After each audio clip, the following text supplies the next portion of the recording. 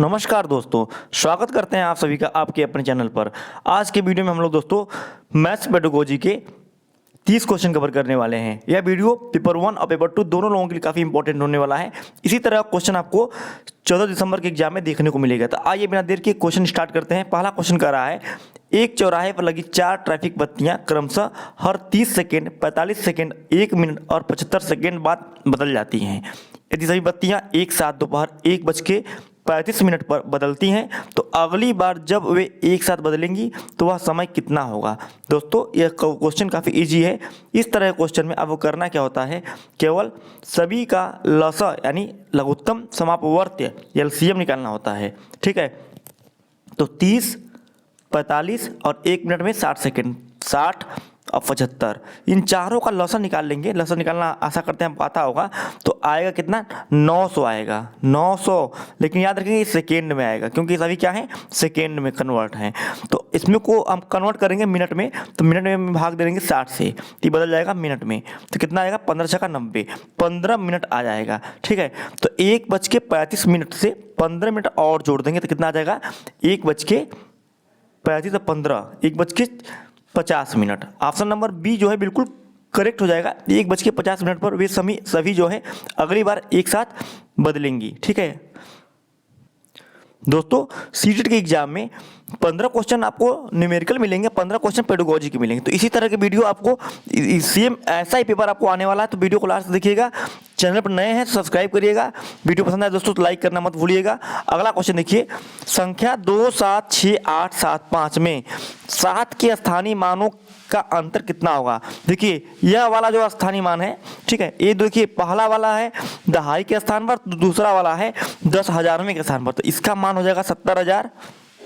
ठीक, और इसका मान हो जाएगा इस सेकेंड वाले का 70, क्योंकि दहाई के स्थान पर है। इसका अंतर पूछ रहा है, क्या कुछ नहीं करना है, केवल माइनस कर देंगे तो आ जाएगा आंसर आपका 03996। मतलब कि ऑप्शन नंबर डी 69,930। ठीक है, काफी इजी क्वेश्चन था। आगे बढ़ते हैं। देखिए, विशाल एक बार खाना बनाने में 30 ml तेल का प्रयोग करता है। वह दिन में 3 बार खाना बनाता है। यदि वह 4.5 महीना पकाता है तो वह कितना तेल प्रयोग करेगा। यहाँ महीनों की संख्या 30 दिन लिखा हुआ है। देखिए एक बार बनाता है 30 ml प्रयोग करता है, 3 बार दिन में बनाता है, 3 बार बनाएगा 30 3 90, एक दिन में वो 90 ml तेल प्रयोग करता है। 4.5 महीना बनाता है तो देखिए एक महीना में 30 दिन, तो 4 महीना में 4 3 12, 120 दिन, और आधा महीना और है, 15 दिन और जोड़ देंगे, कितना आ जाएगा, 120 और 15 135 दिन हो जाएगा टोटल। तो 135 दिन का निकालना है तो एक दिन में 90 ml, तो 135 को हो जाएगा 135 गुणे 90 ml। तो आंसर ये इसका गुणा करेंगे तो आएगा कितना, गुणा करके चेक कर सकते हैं, तो आएगा 12,150। तो याद रखेंगे ये ml है। ठीक है, और 1 लीटर बराबर होता है 1000 ml, 1000 मिलीलीटर। तो देखिए 12,000 है तो 12,000 में मतलब 12 क्या हो जाएगा, 12 लीटर हो जाएगा और 150 मिलीलीटर हो जाएगा। Option number D 12 litre 150 millilitre correct हो जाएगा इसमें। नेक्स्ट क्वेश्चन देखेंगे, क्वेश्चन नंबर 4। देखिए, श्यामा के पास एक आयताकार कागज था जिसकी लंबाई 16 सेंटीमीटर और चौड़ाई 8 सेंटीमीटर थी। फिर उसने कागज को मोड़कर एक वर्ग में बदल दिया। रैखिक सममिति की संख्या मोड़ने के बाद में क्या बदलाव होगा। देखिए जब वो ऐसे था, ठीक है, इसकी लंबाई 16 और चौड़ाई 8 है, तो उसमें भी देखिए एक रैखिक सममिति क्या होता है जानते ही होंगे आप लोग, कि जब इसके बीच से गुजारें तो जो उसके बीच से गुजारने के बाद जो रेखा जाएगी, सममिति जाएगी, उसके ऊपर दोनों फिट बैठ जाए। देखिए कुल मिला जुलाकर आधे आधे भागों में बराबर बांट दें।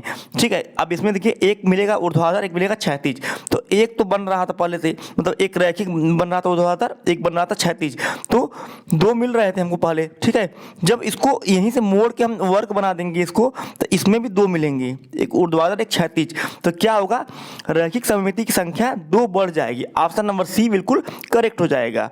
ये सभी क्वेश्चन लगातार एग्जाम में पूछे गए हैं इसी तरह के, और आगे भी पूछे जाएंगे। ठीक है, नेक्स्ट क्वेश्चन देखिए, थोड़ा क्वेश्चन में स्प्रिंट दिया है। देखिए 10 - 10 है, plus 10 - 10 plus 10 - 10 dot dot dot. यदि पदों की संख्या सम हो, सम का मतलब जो 2 से कट जाए, मतलब कि विषम नहीं होना चाहिए, सम होना चाहिए। तो 4 हो, 8 हो, 10 हो, 12 हो, 15 हो, सॉरी 16 हो, 18 हो, इस तरह से। तो देखिए इसको करता जाएगा, सब करता जाएगा, सब करता जाएगा। तो लास्ट में आंसर कितना आएगा, 0 आएगा। इसमें इस आंसर चाहे कितना भी पद हो जाए, सम संख्या होगी तो लास्ट में आंसर आएगा 0। ठीक है, आगे बढ़ते हैं क्वेश्चन नंबर 6 की तरफ। निम्नलिखित में से कौन सा 1 और 6 दशांश के बराबर है? तो आइए देख लेते हैं। 1 प्लस 6 दशांश, दशांश मतलब 6/10, तो 1 प्लस 0.6, तो आंसर आएगा 1.6। ऑप्शन नंबर सी जो है, बी जो है बिल्कुल करेक्ट हो जाएगा। आगे देखते हैं 7वां नंबर। देखिए कौन सा कथन सत्य है? देखिए पहला देखिए 7 91 का गुणनखंड है, बिल्कुल सही बात है। 91 का जब गुणनखंड करेंगे तो उसमें एक 7 भी मिलेगा, 13 91। ठीक है, ये तो पहला वाला बिल्कुल क्या है, सत्य है। ठीक है, पहला सत्य हो गया। बी देखिए 13 117 का गुणज है। देखिए गुणज क्या होता है, गुणज की अंग्रेजी होती है मल्टीपल। देखिए मल्टीपल करेंगे तो 117 का मल्टीपल शुरू होगा 117 से। जैसे 4 का मल्टीपल क्या होगा, पहला 4 होगा, फिर 4 दूनी की 8 होगा, 4 3 12 होगा, कहाँ तक जाएगा, अनंत तक जाएगा। 4 का उसमें मल्टीप्लाई करते जाएंगे, आपको संख्याएं फाइंड आउट होती जाएंगी। तो 13 117 गुणज नहीं है, बल्कि 117 जो है 13 का गुणज है। तो ये बी वाला क्या है, गलत हो गया। अब देखिए सी का रहा है 21 7 का गुणज है, बिल्कुल सत्य बात है। 7 का गुणज करेंगे तो 7 आएगा, 14 आएगा, 21 आएगा, इसी तरह क्रमशः बढ़ते जाएंगे और संख्याएं मिलती जाएंगी। तो ऑप्शन नंबर ए और सी बिल्कुल करेक्ट हो जाएगा। अगला क्वेश्चन देखिए, राघव के पास केवल 5 और 10 रुपए के सिक्के हैं। यदि उसके पास सिक्कों की कुल संख्या 30 है और 195 रुपये की धनराशि है, तो उसके पास 5 और 10 के सिक्कों की संख्या क्रमशः कितनी होगी? काफ़ी इजी क्वेश्चन है। तो ऑप्शन नंबर बी देखिए 21 और 9, 21 रुपये, जो 21 सिक्के होंगे 5 के होंगे, तो 21 का मूल्य कितना हो जाएगा, 21 गुणे 5, इसका मूल्य हो जाएगा 5 एकम 5, 105 रुपया हो जाएगा। ठीक है, और 9 सिक्के होंगे 10 रुपये के, तो 9 सिक्के होंगे 10 रुपये के, तो 90 रुपये इसका मूल्य हो जाएगा। तो इसको जब ऐड करेंगे तो 195 आ जाएगा। ठीक है, मूल्य 195 आ जाएगा और कुल सिक्के कितने हो जाएंगे, 30 हो जाएंगे। ऑप्शन नंबर बी करेक्ट हो जाएगा। अगला क्वेश्चन देखते हैं 9वां नंबर देखेंगे। देखिए निम्नलिखित में से किस संख्याओं के समूह में सबसे कम अभाज्य संख्याएं हैं? अभाज्य संख्या क्या होती हैं? वैसी संख्याएं जो 1 से बड़ी हुई संख्याएं, जो केवल स्वयं से अथवा 1 के अलावा किसी भी संख्या से विभाजित ना हो। जैसे कि तो ऑप्शन नंबर 9वां में option number A he correct होगा। 20 से 40 के बीच में सबसे कम अभाज्य संख्या मिलेगी। पहली मिलेगी आपको 23, उसी तरह मिलेगी 29, इसी तरह आपको फाइंड आउट करेंगे 31 मिल जाएगी। तो सबसे कम अभाज्य संख्या मिलेगी 20 और 40 के बीच में। ठीक है, आगे बढ़ेंगे। काफी इजी क्वेश्चन है 10वां। निम्नलिखित में से किस अक्षर में क्षैतिज और ऊर्ध्वाधर दोनों प्रकार की सममिति रेखाएं हैं? देखिए ई की बात किया जाए तो ई में तो एक देखिए मैंने समझाया था आपको। देखिए अगर इसको हम ऊर्ध्वाधर क्षैतिज करेंगे तो क्षैतिज सममिति जो करेंगे तो इसको बांटेंगे तो ये तो मिलेगा, इसको 2 भागों में बराबर बांट देंगे मिल जाएगा। लेकिन अगर बात करें ऊर्ध्वाधर की तो यहाँ पर नहीं मिल रहा है। केवल ऑप्शन नंबर सी में देखिए यच में देखिए आपको क्षैतिज भी मिलेगा, बांटने पर आधा भाग बढ़ जाएगा, और ऊर्ध्वाधर भी बांटेंगे तो आधा भागों में बढ़ जाएगा। दोनों में ऊर्ध्वाधर और क्षैतिज सममिति रेखाएं मिल जाएंगी। ठीक है, आगे बढ़ते हैं क्वेश्चन नंबर 11 की तरफ। विजया और उसके मित्र 42,000 रुपया कर्ज देकर एक नाव खरीदने के लिए दिया। उन्होंने 2 वर्ष में समान मासिक किस्तों में 47 या 40 रुपये वापस किए। उन्होंने हर महीने कितने राशि वापस की? देखिए 47,040 रुपये उन्होंने वापस किए हैं। ठीक है, कर्ज लिया था 42,000 का, उससे मतलब नहीं है। देखिए 1 साल में होता है 12 महीना, तो 2 साल में होगा 24 महीना, क्योंकि समान मासिक किस्त की बात हो रहा है।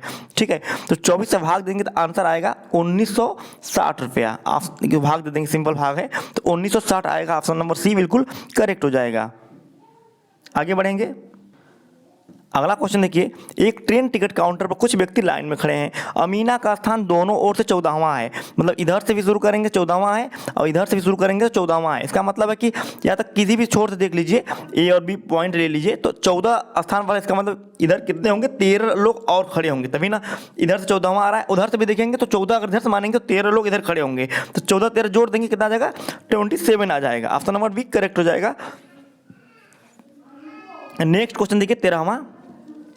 सीमा और सिराज के घरों के बीच की दूरी 666.66 मीटर है। उनके घरों के बीच की दूरी के अंकों के मानों के बारे में कौन सा कथन सत्य होगा? ये काफ़ी इजी क्वेश्चन, चारों ऑप्शन रीड करेंगे तो पाएंगे कि ऑप्शन नंबर सी केवल सही है। इकाई के स्थान पर 6 का मान जो है, दहाई के स्थान पर 6 के मान का 1/10 है, बिल्कुल सही बात है। देखिए देखिए इकाई के स्थान 6 का मान कितना होगा, 6 होगा। इकाई के दहाई वाला 60 हो जाएगा। तो इकाई के स्थान में जो 6 का जो मान है 6, दहाई के स्थान पर 6 के मान का 1/, देखिए 60 क्या है इकाई के स्थान का 1/10, 10वां भाग ही तो है। तो ऑप्शन नंबर सी करेक्ट हो जाएगा। बाकी ए, बी और डी जो है गलत हैं, ठीक है। नेक्स्ट क्वेश्चन देखते हैं 14वां। सोनम की पानी की बोतल में 1 लीटर पानी आता है, उसमें उसने क्या है 275 ml पानी पिया और उसकी दोस्त नैना ने 250 ml पानी पिया। बोतल में अब कितना पानी बचा है? काफ़ी इजी क्वेश्चन है, दोनों केवल ऐड कर देंगे तो आ जाएगा। दोनों को ऐड कर दीजिए, उसके बाद 1000 में से दोनों को क्या करिए माइनस कर दीजिए, तो आंसर आपका निकल कर आ जाएगा 425। तो आंसर आएगा 14 का ऑप्शन नंबर बी, 475 ml पानी बचेगा। अगला क्वेश्चन 15वां देखेंगे। देखिए 15वां को देखिए, वह संख्या जिससे 88 और 160 को विभाजित करने पर शेषफल क्रमशः 3 और 7 आए, ऐसी संख्या से भाग देंगे जिससे 88 में भाग देंगे तो 3 आएगा शेषफल, और 160 में भाग देंगे तो 7 आएगा।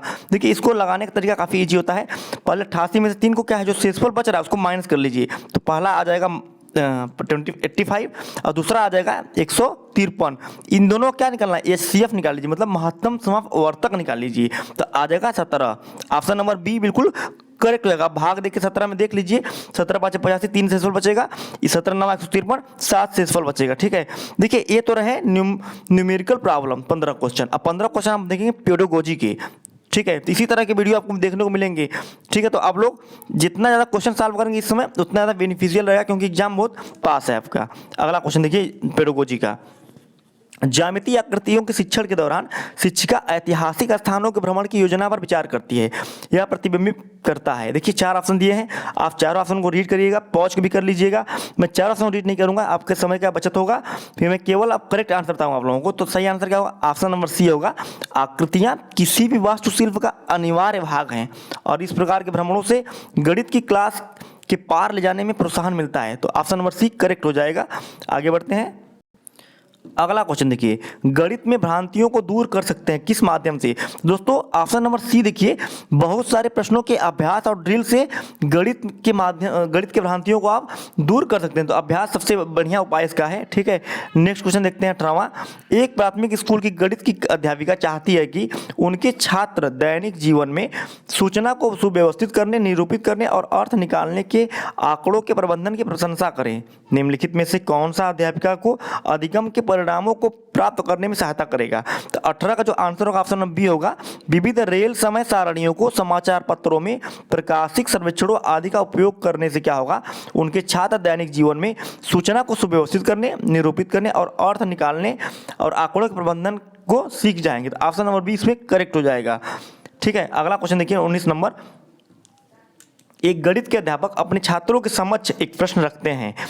प्रश्न क्या है, पूर्णांकों का एक जोड़ा लिखिए और जिसका जोड़ा या योगफल ऋणात्मक पूर्णांक है। उपयुक्त प्रश्न किस तरह के हैं? दोस्तों इस तरह के जो प्रश्न होते हैं खुले सिरे वाले प्रश्न होते हैं। देखिए प्रश्न 2 प्रकार के होते हैं, याद रखिएगा, एक खुले सिरे वाले और एक बंद सिरे वाले।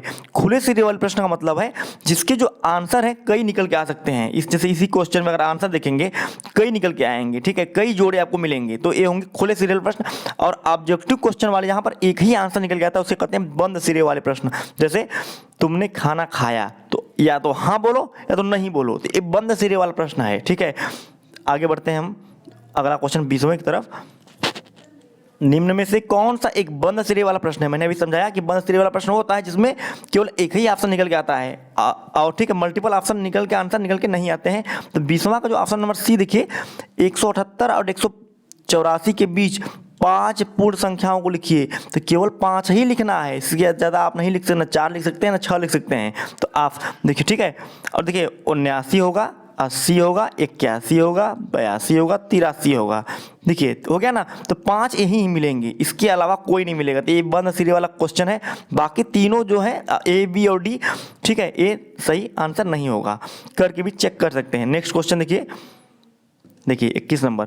निम्नलिखित में से कौन सा प्राथमिक कक्षा की पाठ्यपुस्तक के महत्वपूर्ण लक्षण है? ए, बी, सी, डी, 4 ऑप्शन दिए गए हैं दोस्तों। मैं चारों ऑप्शन में केवल सही आंसर बता दे रहा हूँ आप लोगों को। सही आंसर क्या होगा, ऑप्शन नंबर डी होगा।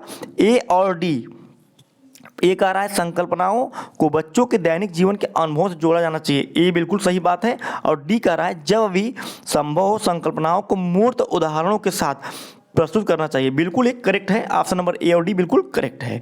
नेक्स्ट क्वेश्चन देखिए, राजलक्ष्मी कंचों का खेल खेल रही थी, वह खेल में 6 कंचे हार जाती है, अब उसके पास 8 कंचे बचे हैं, उसने कितने कंचों के साथ खेलना शुरू किया था?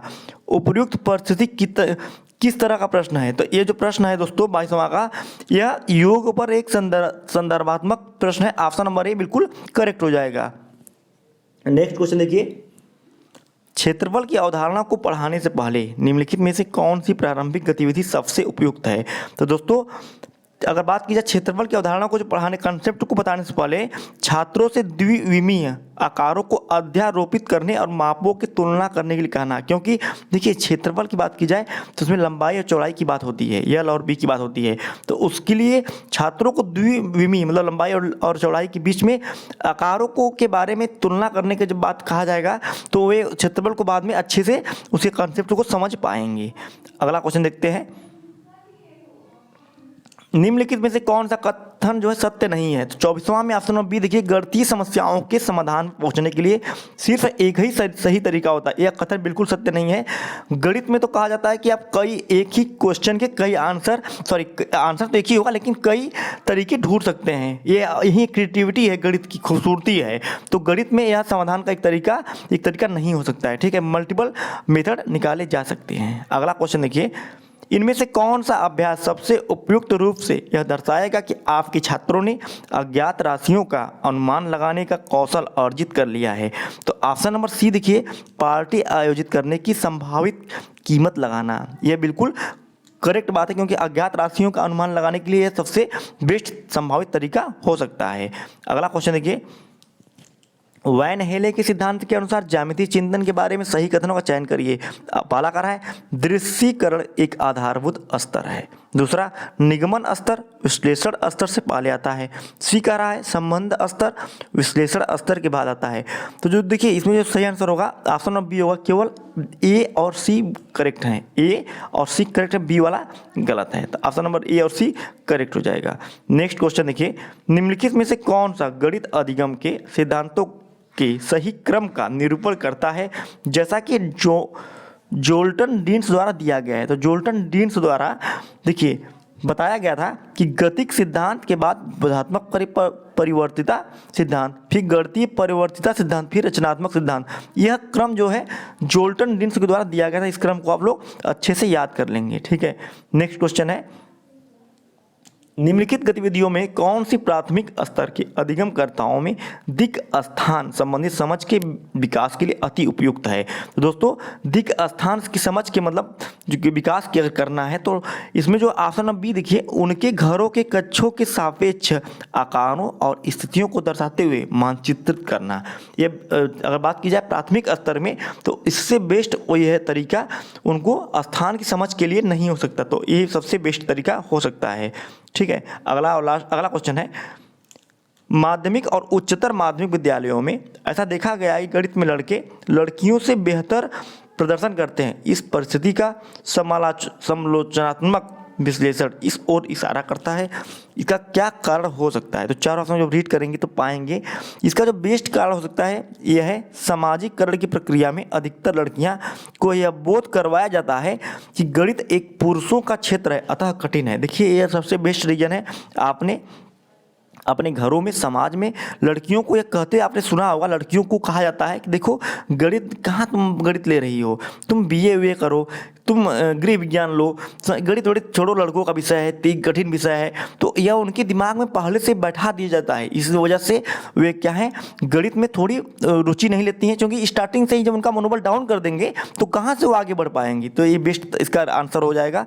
अगला क्वेश्चन है, और ये बिल्कुल मत सोचिएगा कि लड़कियां किसी भी स्तर से, दिमागी स्तर से, चाहे किसी भी स्तर से लड़कों से गणित में कमज़ोर होती हैं, ठीक है। जब आप माहौल अच्छा देंगे नहीं तो कैसे वो आगे बढ़ पाएंगे किसी भी फील्ड में। अगला क्वेश्चन देखिए, लास्ट क्वेश्चन है वीडियो का, निम्नलिखित में से कौन सा एक रचनात्मक गणित की कक्षा का अति उपयुक्त उदाहरण है? मतलब क्रिएटिव जो क्लास होनी चाहिए, कैसा इसका एग्जाम्पल होना चाहिए।